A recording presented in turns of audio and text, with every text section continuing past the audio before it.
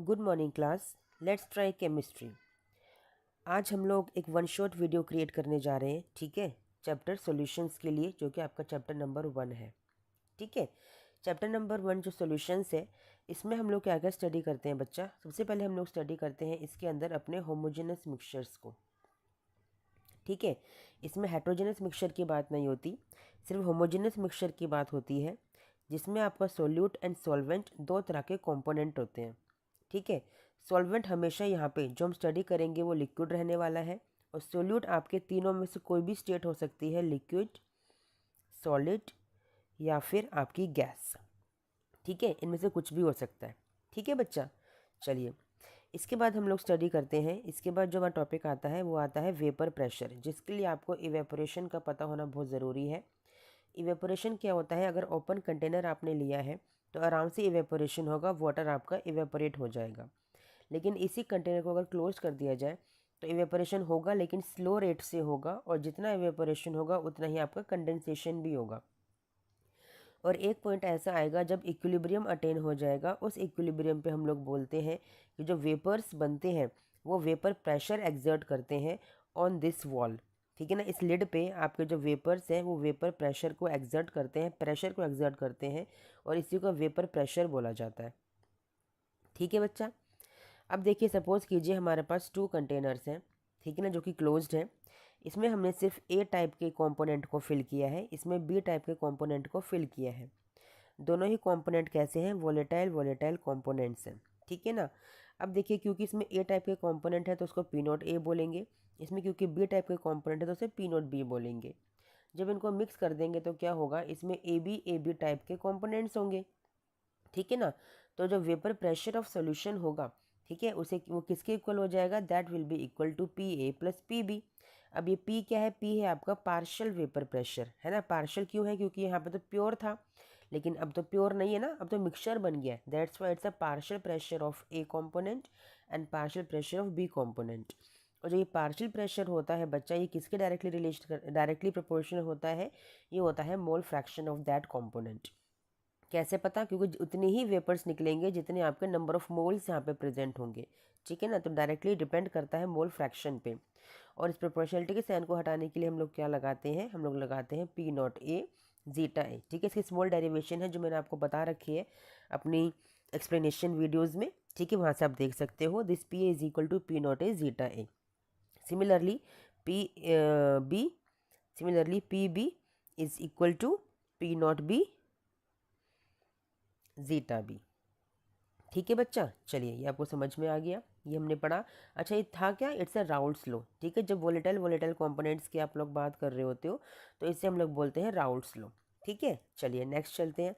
अब देखिए हमारे पास दो तरह के सॉल्यूशंस होते हैं, आइडियल सॉल्यूशन, ठीक है, और एक होता है नॉन आइडियल सॉल्यूशन।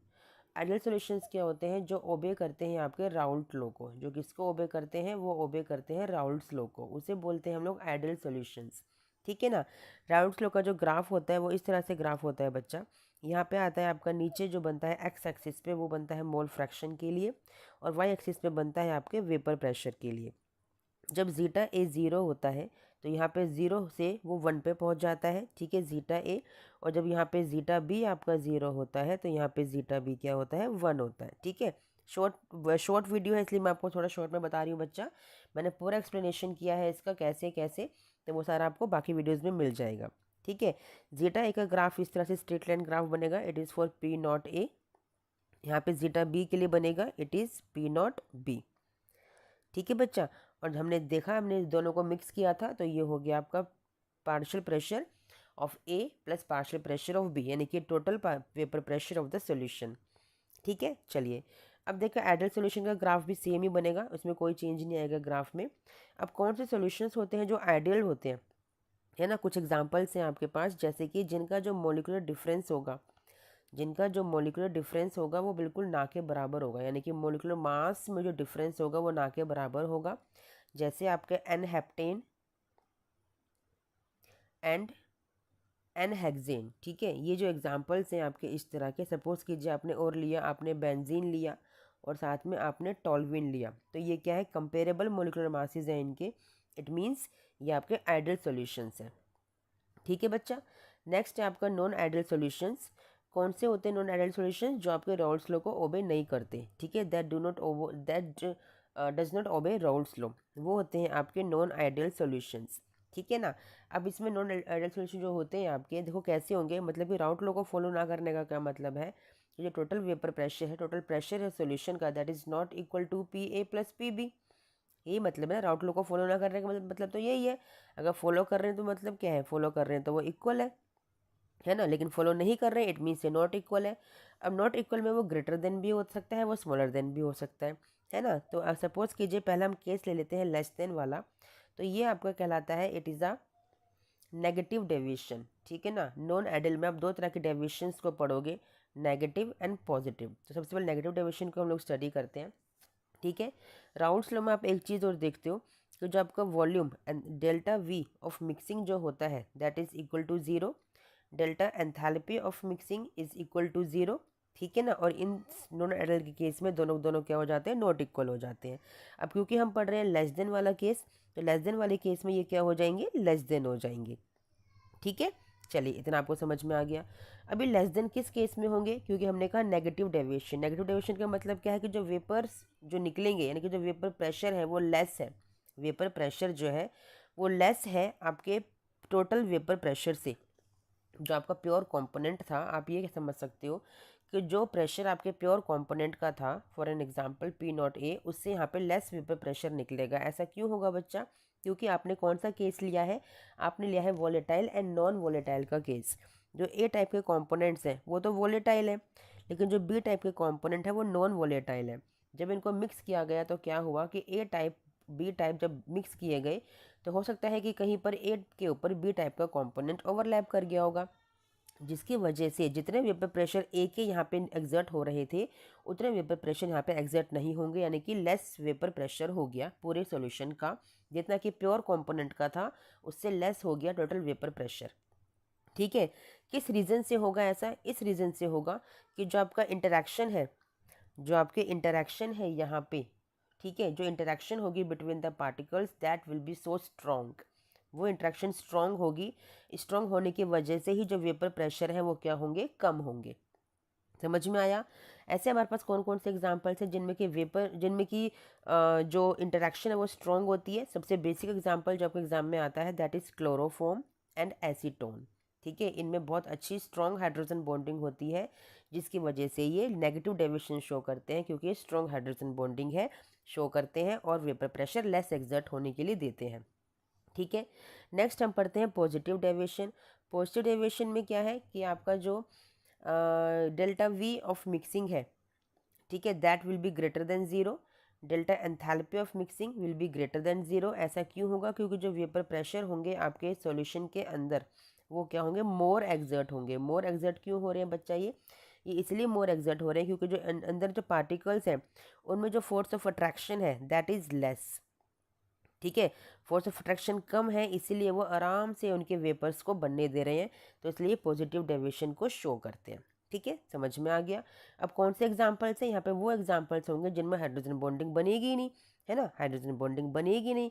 कौन से होंगे? सपोज कीजिए एक तो आपने ले लिया बेंजीन, ठीक है, एक ले लिया आपने सपोज कीजिए हेप्टेन, है ना, एक आपने हेप्टेन ले लिया। अब देखो ना कैसे पोलर नॉन पोलर का केस हो गया, तो यहाँ पे तो हाइड्रोजन बॉन्डिंग होगी ही नहीं, तो वेपर प्रेशर क्या होंगे, मोर एग्जर्ट होंगे, ठीक है। चलिए समझ में आ गया। ग्राफ की बात कर लेते हैं। नेगेटिव डेविएशन में ग्राफ कैसा बनता है? जो आपको ओरिजिनल ग्राफ होता है उससे स्लाइटली डेविएशन शो करते हैं इस तरह से, ठीक है ना। ये डेविएशन आप लोगों को देखने के लिए मिलती है नेगेटिव डेविएशन के अंदर, ठीक है ना। और पॉजिटिव डेविएशन में क्या होता है कि जो पॉजिटिव डेविएशन का जो ग्राफ, सिंपल जो आइडियल सॉल्यूशन का ग्राफ होता है उससे क्या होता है, इस तरह से अपर साइड पे जाता है, it is a positive deviation, ठीक है। चलिए आपको ये क्लियर हो गया। इसके बाद आप लोग स्टडी करते हो एजियोट्रॉप्स। एजियोट्रॉप्स क्या होते हैं? ये एजियोट्रॉपिक मिक्सचर्स क्या होते हैं? एजियोट्रॉपिक मिक्सचर्स वो होते हैं बच्चा जिनका जो बॉइलिंग पॉइंट होता है, जिन पार्टिकल्स का, जिन मॉलिक्यूल्स का जो बॉइलिंग पॉइंट होता है वो बिल्कुल कंपेरेबल होता है। कंपेरेबल का मतलब क्या है कि आपने पढ़ा होगा छोटी क्लासेस में कि आप फ्रैक्शनल डिस्टिलेशन मेथड से जो कंपेरेबल बॉइलिंग पॉइंट्स होते हैं जो फ्रैक्शनल डिस्टिलेशन से जो बॉइलिंग पॉइंट का डिफरेंस होता है उसके बेसिस पे आप फ्रैक्शनल डिस्टिलेशन करके मॉलिक्यूल्स को, कंपाउंड्स को सेग्रीगेट कर सकते हो, अलग कर सकते हो, सेपरेट कर सकते हो। लेकिन यहाँ पे जो बॉइलिंग पॉइंट का डिफरेंस है वो बिल्कुल नेग्लिजिबल होता है, कंपेरेबल होता है, कंपेरेबल नहीं होता है, नेग्लिजिबल होता है, जिसकी वजह से आप उन्हें सेपरेट नहीं कर पाते हो। तो इस तरह के मिक्सचर्स क्या कहलाते हैं? एजिट्रोपिक मिक्सचर्स कहलाते हैं। ठीक है, ये भी दो तरह के होते हैं, आपके minimum boiling azeotropes and maximum boiling azeotropes. कौन से होते हैं मिनिमम बॉइलिंग एजिट्रॉप्स? जो आपके मैक्सिमम यानी कि आपका पॉजिटिव डेविएशन शो करते हैं, और मैक्सिमम बॉइलिंग एजिट्रॉप्स कौन से होते हैं? जो आपके नेगेटिव डेविएशन शो करते हैं। ठीक है, रिवर्स है, मिनिमम वाले पॉजिटिव एंड मैक्सिमम वाले नेगेटिव डेविएशन शो करेंगे। ठीक है, चलिए आपको समझ में आ गया। नेक्स्ट केस है हमारा कोलिगेटिव प्रॉपर्टीज़। कोलिगेटिव प्रॉपर्टीज़ क्या होता है बच्चा? जो सिर्फ और सिर्फ नेचर पे डिपेंड नहीं करती हैं, आपके पार्टिकल्स पे डिपेंड करती है, नंबर ऑफ पार्टिकल्स पे डिपेंड जो प्रॉपर्टीज़ करती हैं वो होती हैं आपकी कोलिगेटिव प्रॉपर्टीज़, जो सिर्फ और सिर्फ नंबर ऑफ पार्टिकल्स पे डिपेंड करती हैं। ठीक है, फर्स्ट कोलिगेटिव प्रॉपर्टी आप लोग स्टडी करेंगे, that is relative lowering in vapour pressure. Relative lowering in vapour pressure. क्यों होता है relative lowering in vapour pressure? आपने देखिए ना, आप लोगों ने जो कंटेनर लिया था, ठीक है ना, उसमें क्या आप आपने ऑब्जर्व किया, जब आपके प्योर कंपोनेंट्स थे ए टाइप और बी टाइप के, तो आपने देखा जब नॉन वोलेटाइल वोलेटाइल का केस आपने लिया था, ये वोलेटाइल थे ए टाइप के component, B was non volatile, तो आपने क्या देखा कंटेनर में कि जो वेपर प्रेशर है वो कम हो गया। आपने देखा ना ऐसा क्यों हुआ? क्योंकि कहीं कहीं पर ए के ऊपर क्या हुआ, बी ओवरलैप कर गया, तो वेपर प्रेशर कम हो गया। तो क्या हुआ? It's a relative lowering in vapour pressure ना, वेपर प्रेशर में कमी आ गई। ठीक है, जिसको इंक्रीज करने के लिए क्या करते हो? बॉइलिंग पॉइंट इंक्रीज करते हो, वो हम पढ़ेंगे, सेकंड कोलिगेटिव प्रॉपर्टी है। बट यहाँ पे वेपर प्रेशर में क्या हुआ? कमी आ गई। ठीक है, इसके लिए आपका एक एक्सप्रेशन है, इंपॉर्टेंट एक्सप्रेशन आपको पता होना चाहिए, that is P naught A minus P A upon P naught A is equal to zeta B. कैसे डिराइव हुआ मैंने बता रखा है अपनी वीडियोज़ में, वहाँ पे देख सकते हो, it's a short video only, short revision video. ठीक है, P naught A minus P A upon P naught A is equal to zeta B. ठीक है, चलिए आपको समझ में आ गया। सेकेंड कोलिगेटिव प्रॉपर्टी है हमारी बच्चा, that is elevation in boiling point. क्यों होगा एलिवेशन इन बॉइलिंग पॉइंट? अभी मैंने बताया, क्योंकि वेपर प्रेशर कम है, तो आपको उस वेपर प्रेशर को इंक्रीज करने के लिए आपको बॉइलिंग पॉइंट को क्या करना पड़ेगा? इंक्रीज करना पड़ेगा, you have to increase the boiling point. ठीक है, इसके लिए ग्राफ होता है हमारे पास, ये देखिए, ये आपका है, सपोज कीजिए इट इज़ फॉर द आपका नॉन वोलेटाइल सॉल्यूट के लिए। ठीक है ना, और ये ग्राफ एक बनता है आपका, that is for the solution, और सॉल्यूशन कैसा है? जो कि नॉन वोलेटाइल और वोलेटाइल का मिक्सचर है। ठीक है ना, इस तरह का आपका ग्राफ बनता है। अब देखिए यहाँ पे आप लोग लेते हो वेपर प्रेशर, ठीक है ना, यहाँ पे आप टेम्परेचर को इंक्रीज कर रहे हो। अब देखो, सपोज कीजिए मैंने 1 एटमॉस्फेरिक पे अगर इसको सपोज किया है कि इक्वल हो जाता है, तो क्या करोगे? इसको इसको ऐसे मिक्स करोगे, मिलाओगे, तो यहाँ पर आएगा। ठीक है ना, इस पॉइंट पे आएगा। ये किसके लिए? नॉन वोलेटाइल के लिए था। नॉन वोलेटाइल यानी कि प्योर कंपोनेंट है, तो टी क्या बनेगा आपका? It will be T B naught, क्योंकि हम बी के लिए ले रहे हैं। ठीक है ना, एंड दिस इज फॉर, अब इसको एक्सटेंड करोगे यहाँ पर ये वाला, तो ये किसके लिए? जो सॉल्यूशन के लिए, it is T B only. ठीक है ना, ये डिफरेंस क्या हो जाएगा? It difference will be delta T S, delta T B. ठीक है, this will be equal to, ज़्यादा में से कम को माइनस करोगे, T B minus T B naught. ठीक है, तो ये एक्सप्रेशन आपके पास आ गया किस चीज़ के लिए? ये आ गया आपके पास expression elevation in boiling point के लिए। ठीक है, फर्स्ट कोलिगेटिव प्रॉपर्टी का मैंने बता दिया है, it's a relation for the second colligative property. एक और रिलेशन है यहाँ पे आपके पास, delta T B is directly proportional to the molality. ठीक है ना, और इस साइन को हटाने के लिए हम लोग क्या करते हैं? It is equal to K B M. K B क्या है आपका? K B is the molal elevation constant और द एब्यूलोस्कोपिक कांस्टेंट। ठीक है, चलिए ये भी समझ में आपको आ गया।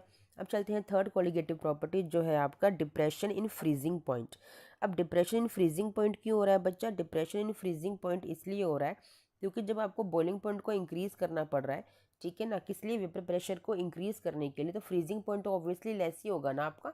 आपको फ्रीजिंग पॉइंट में डिप्रेशन तो आएगा ही आएगा, है ना। चलिए समझ में आया आपको। इसके लिए भी ग्राफ होता है बच्चा हमारे पास, it's a vapour pressure, it's a temperature. ठीक है, ये वाला ग्राफ बनता है आपका वही किसके लिए? नॉन वोलेटाइल सोल्यूट के लिए।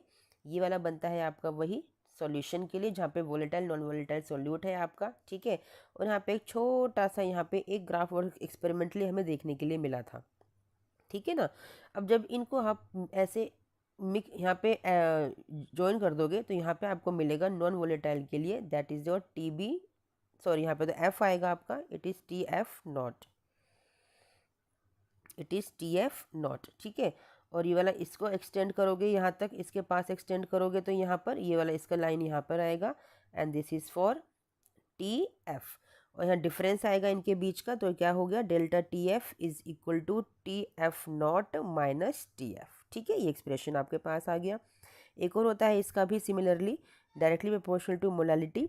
इस साइन को आप हटाओगे तो क्या लगाओगे, that will be equal to KFM। KFM को क्या बोलोगे, it is a molal depression constant, ठीक है ना, या फिर इसको बोलोगे आप क्रियोस्कोपिक कांस्टेंट, ठीक है। चलिए आपको समझ में आ गया।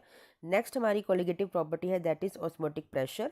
ऑस्मोटिक प्रेशर की अगर हम बात करते हैं तो पाई से डिनोट करते हैं, इसका रिलेशन होता है आपके पास CRT। ऑस्मोटिक प्रेशर क्या होता है, आपने कोई इस तरह से कंटेनर लिया है, यहाँ पे आपने एक सेमी परमेबल मेम्ब्रेन लगाई हुई है, ठीक है ना। आपने यहाँ पे सॉल्यूट पूरा सॉल्यूशन लिया था, तो सॉल्यूशन से क्या होगा, सॉल्वेंट पार्टिकल्स यहाँ पर सिर्फ और सिर्फ आएंगे, ठीक है ना। अब आपने क्या किया यहाँ पे, ये तो ऑस्मोसिस का प्रोसेस था।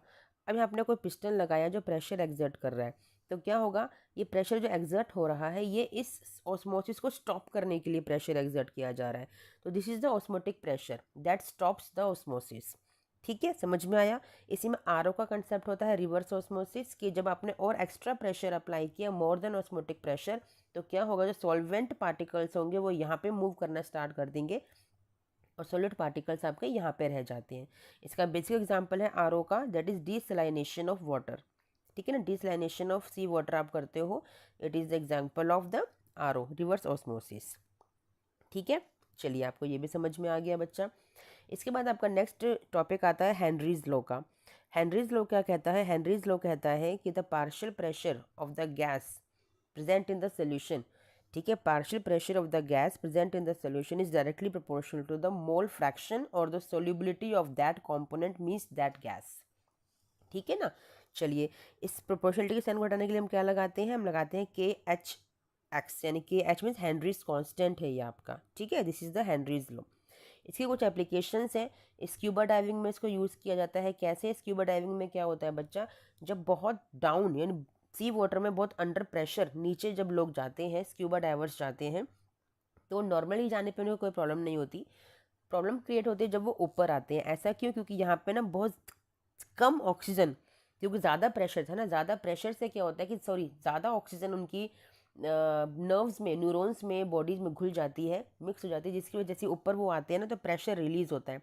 ज़्यादा प्रेशर से तो ज़्यादा घुल गई गैस उनके बॉडी के अंदर, ठीक है ना। जैसे ही ऊपर आएंगे तो प्रेशर कम हो गया, प्रेशर रिलीज हुआ, जिसकी वजह से अब गैस बाहर निकलने की कोशिश करेगी, जिसकी वजह से उन्हें बेंड्स की प्रॉब्लम हो जाती है, यानी कि उनके जो नर्व्स हैं वो क्रैकिंग साउंड क्रिएट करते हैं, जिसकी वजह से पहले लोगों की बहुत डेथ हुआ करती थी। तो इससे बचने के लिए क्या किया गया कि ऑक्सीजन के साथ नाइट्रोजन और हीलियम गैस को अब फिल किया जाता है, ठीक है ना, इनर्ट गैस को फिल किया जाता है, जिसकी वजह से इस प्रॉब्लम को सॉल्व किया गया, ठीक है। सेकंड क्या है आपका एप्लीकेशन, आपका हिल क्लाइंबिंग में आपने देखा होगा ऑक्सीजन सिलेंडर्स को भर के बैक पर टांगा जाता है। रीज़न क्या होता है, क्योंकि आप ऊपर जा रहे हो, ऊपर जाने से क्या होगा, आपका प्रेशर लो हो गया, एटमॉस्फेरिक प्रेशर कम हो गया ना, नीचे गए तो प्रेशर ज़्यादा हो गया, ऊपर गए तो प्रेशर कम हो गया। प्रेशर कम हुआ तो क्या होगा, जब नीचे ग्राउंड फ्लोर पे थे, नीचे आप नॉर्मल बेस पे थे, तो क्या था कि आपकी जो एयर थी वो ज़्यादा, ऑक्सीजन जो थी वो ज़्यादा घुली हुई थी आपकी बॉडी के अंदर। जब ऊपर गए तो प्रेशर लो हो गया, तो ऑक्सीजन बाहर रिलीज़ हो गई। ऑक्सीजन रिलीज हो गई तो क्या हुआ, अब आपको एनोक्सिया की प्रॉब्लम हो सकती है। एनोक्सिया क्या होता है, आपको हेलुसिनेशंस होते हैं, ठीक है ना। वो कभी कभी यहाँ भी इस केस में भी देखी जाती है, स्क्यूबा डाइविंग के केस में भी देखी जाती है। इससे क्या होता है, आपको ना अनईजीनेस फील होता है, आपको सांस लेने में प्रॉब्लम होती है, क्योंकि प्रेशर रिलीज हो गया, ऑक्सीजन बाहर निकल गई है, जितनी ऑक्सीजन आपकी बॉडी को चाहिए उतनी ऑक्सीजन आपकी बॉडी को नहीं मिल रही है, ठीक है। चलिए थर्ड एप्लीकेशन क्या है आपका, कोल्ड ड्रिंक्स जो स्टोर की जाती हैं उनमें अंडर हाई प्रेशर आपकी कार्बन डाइऑक्साइड गैस को फिल किया जाता है। आप नोटिस किया होगा, जैसे ही आप कैप को ओपन करते हो फिस की साउंड निकल के बाहर आती है, जिसकी वजह से कार्बन डाइऑक्साइड गैस बाहर रिलीज करती है। और अगर ज़्यादा देर तक ओपन रखोगे तो क्या होगा, जब कोई कार्बोनेटेड वाटर है आपको थोड़ा सा मीठा पानी लगना शुरू हो जाता है, ठीक है ना। अंडर हाई प्रेशर इसको सील किया जाता है, it is the Henry's law, ठीक है।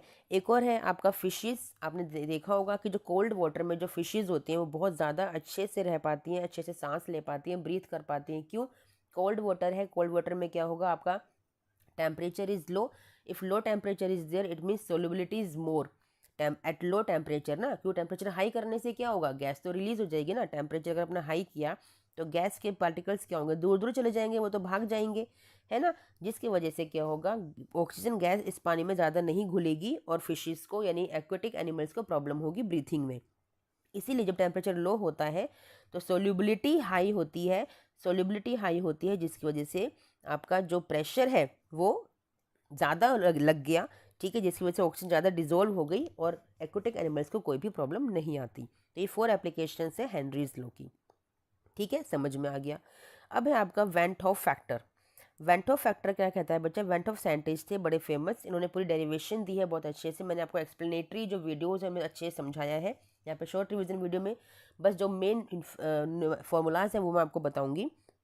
इन्होंने कहा था, आई से डिनोट करते हैं, इन्होंने कहा था कि जो आपके नंबर ऑफ पार्टिकल्स हैं, ठीक है ना, आफ्टर डिसोसिएशन और association divided by the number of particles of the solute particles, है ना, बिफोर डिसोसिएशन और एसोसिएशन, ये आपका फॉर्मूला निकल के आता है कि जितने पार्टिकल्स आपके डिसोसिएट या एसोसिएट होंगे आफ्टर, है ना, बाद में, उसको डिवाइड कर दीजिए आपने बिफोर से, तो आपका आई वेंट ऑफ फैक्टर निकल के आ जाएगा। एक और फॉर्मूला दिया था कि जो आपका मोलिकुलर मास होता है, ठीक है ना, दैट इज डिवाइडेड बाय, यानी कि आप कह सकते हो कि abnormal molar mass divided by normal molar mass, ठीक है ना, जो बाद में आपका जो मोलिकुलर मास आता है वो एबनॉर्मल होता है ना, और जो नीचे कौन सा आएगा आपका नॉर्मल वाला, यानी कि लेफ्ट हैंड साइड वाला, यहाँ पे normal molecular mass, abnormal molecular mass upon normal molecular mass, ठीक है। एक फॉर्मूला और है, observed colligative properties upon calculated colligative properties, है ना, ऑब्जर्व्ड कोलिगेटिव प्रॉपर्टीज अपॉन में कैलकुलेटेड कोलिगेटिव प्रॉपर्टीज, ठीक है, समझ में आ गया बच्चा। चलिए एक बात और आपने ध्यान नहीं दिया होगा बच्चा, मैंने आपको बताया था कि जो मोलिकुलर मास होता है वो इन्वर्स रिलेट करता है, जो मोलिकुलर मास होता है वो इन्वर्स रिलेट करता है, क्यों, क्योंकि आपने जितने भी फॉर्मूलाज देखे कोलिगेटिव प्रॉपर्टीज़ के, वहाँ पे आपको जो मोलिकुलर मास है वो इन्वर्सली आता है आपके किसके, कोलिगेटिव प्रॉपर्टीज़ के, ठीक है। तो यहाँ पे जो आई का फॉर्मूला बनता है मोलिकुलर मास के लिए वो बनता है बच्चा नॉर्मल मोलर मास अपॉन में एबनॉर्मल मोलर मास, ये वाला फॉर्मूला बनता है, ठीक है but it's a correct formula. हमें लगता है वो वाला जो अभी पीछे मैंने लिखा था ना, आपको लगता है कि वो वाला फॉर्मूला बनना चाहिए, बट नहीं, बनता है ये वाला है, ठीक है बच्चा। चलिए समझ में आ गया आपको, ओके। चलिए बस इसके बाद डिसोसिएशन कांस्टेंट है, उसके लिए पूरी डेरिवेशन मैंने आपको करवा रखी है, ठीक है। इसके अलावा चैप्टर में कुछ भी नहीं बचा, it's a one short revision video जो मैंने आपके लिए क्रिएट की है। चलिए बच्चा, जो एक्सप्लेनेशन अगर आपको सीखना हो समझना हो तो उसके लिए आप देख सकते हैं मेरी बाकी वीडियो, जो पूरी प्लेलिस्ट है उस पर आप जा सकते हैं, गो थ्रू कर सकते हैं और समझ सकते हैं एक्सप्लेनेटरी मेथड से, ठीक है। चलिए टिल देन थैंक यू बच्चा, बाय।